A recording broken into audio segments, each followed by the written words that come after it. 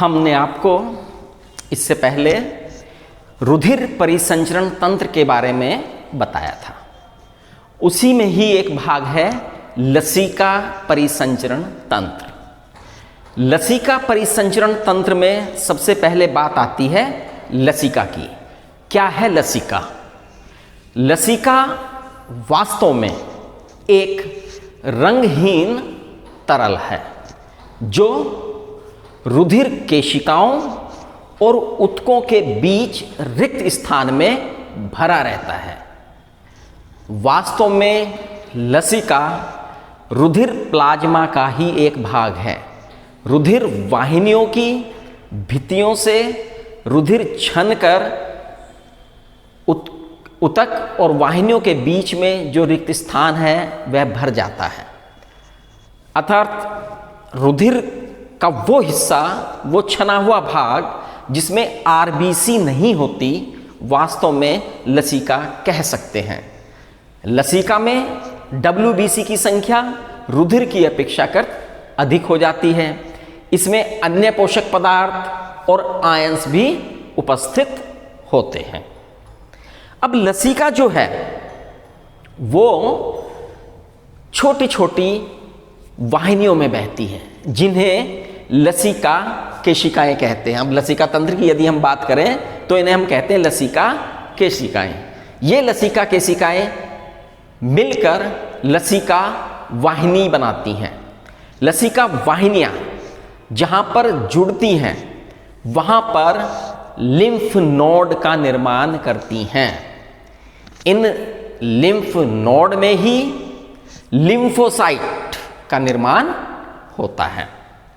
हमारे शरीर में टॉन्सिल्स, प्लीहा, आंत्र की लिम्फ नोड आदि लसिका अंग कहलाते हैं।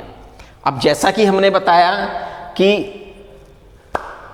धमनियां हैं, धमनियां केशिकाओं में बट जाएंगी जब ऊतकों में पहुंचेंगी और इनके पोषक पदार्थ और गैसें इसके भीतर होंगी। ये लसिकाओं के माध्यम से जाएंगी यहाँ पर, और यहाँ पर जाने के बाद, ऊतक में जाने के बाद यहाँ से कार्बन डाइऑक्साइड उत्सर्जी पदार्थ होंगी, उन्हें लेंगी ये, और लसिका कुछ हिस्सा इनका शिराओं के द्वारा ले लिया जाएगा, लेकिन कुछ भाग लसिका केशिकाओं, लसिका पात्र के द्वारा वापस इन केशिकाओं में छोड़ दिया जाएगा। इस प्रकार से लसिकाएं हमारा जो है एक तंत्र बना लेती हैं। हाँ, ये बात निश्चित है, लसिका जो तंत्र बनाती हैं उसमें लसिका का प्रवाह केवल एक ओर रहता है, दूसरी ओर प्रवाह नहीं रहता। अब हम बात करेंगे लसिका के कार्यों की। लसिका क्या कार्य करता है? वास्तव में लसिका रुधिर केशिकाओं और ऊतक के बीच में भोज्य पदार्थों, ऑक्सीजन और अन्य पदार्थों का लेन देन करता है। यानी कि रुधिर केशिकाओं में जो ऑक्सीजन है, भोज्य पदार्थ हैं, उन्हें लसिका के माध्यम से ऊतक को दिया जाता है, और फिर दूसरे ऊतक में जब ऊतक उत्सर्जी पदार्थ बनाता है, CO2 का यूज करके कार्बन डाइऑक्साइड बनाता है और अन्य उत्सर्जी पदार्थ होते हैं, उन्हें बाहर छोड़ देता है ऊतक द्रव्य में, वो लसिका वाहिनियों के द्वारा वापस रुधिर में मिला दिया जाता है। एक काम तो ये करता है। दूसरा क्या काम है? लसिका जो हमारी आहार नाल है, छोटी आंत है, उसमें आपने रसांकुर के बारे में जाना होगा।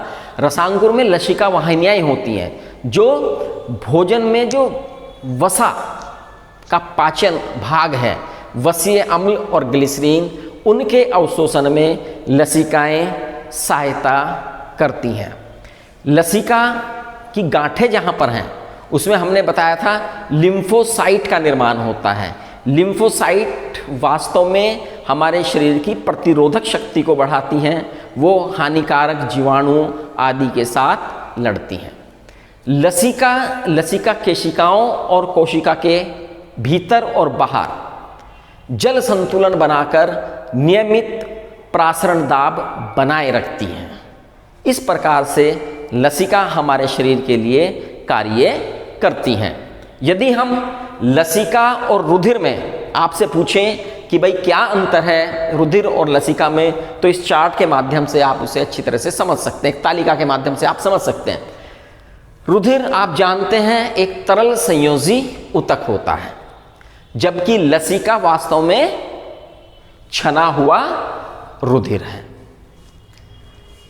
रुधिर गहरे लाल रंग का होता है और लसिका रंगहीन होती है।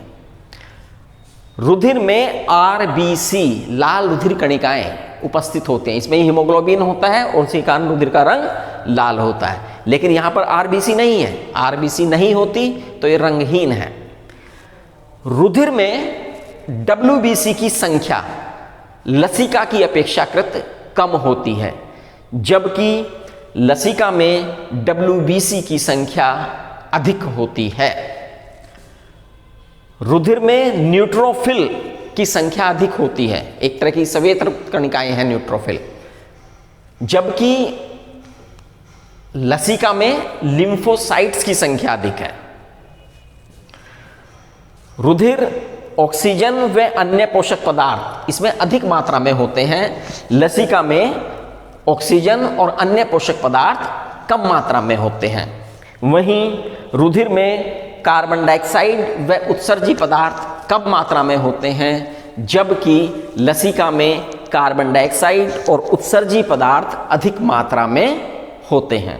इस प्रकार हम रुधिर और लसिका में अंतर स्पष्ट कर सकते हैं। आशा करता हूँ आपको लसिका तंत्र की कुछ बातें समझ में आई होगी। लगातार नोट्स बनाते रहिए और बहुत जल्द आपकी उत्तर पुस्तिकाएं विद्यालय में चेक की जाएंगी, उसके लिए मंगाई जाएंगी। इसलिए सभी बच्चे इस कार्य को संपन्न करेंगे। धन्यवाद।